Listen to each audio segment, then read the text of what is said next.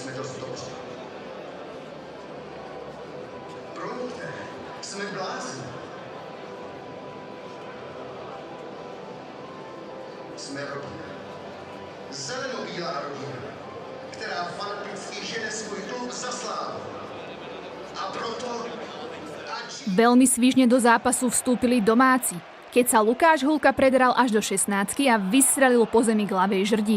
Brankár Knobloch však dokázal výborným zákrokom loptu vytlačiť.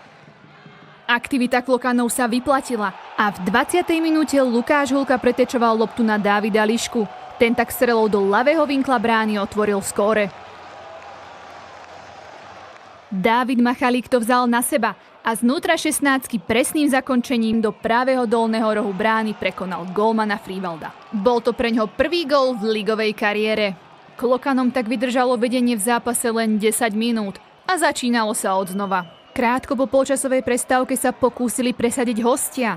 Bartošákov podseknutý center našiel hlavu Černína, ktorý si loptu šikovne predĺžil na Kopečného. Jeho strelu z malého vápna však na roh zrazil dobre postavený Liška. V 60. minúte sa po dlhom aute k zakončeniu dostal Milan Havel a mohol namieriť tesne nad zemou do ľavej časti brány. Golman Knobloch však predviedol, za čo je platený a loptu vyrazil ku pravej tyči. Len o 2 minúty na to prišla veľká šanca pre hostí, keď sa Michal Cupák ocitol v dobrej pozícii na hranici pokutového územia, no jeho strela skončila len na ľavej žrdi. Václav Drchal bol v správny čas na správnom mieste a odrazenú loptu poslal znútra pokutového územia tesne do prostriedku Knoblochovej brány.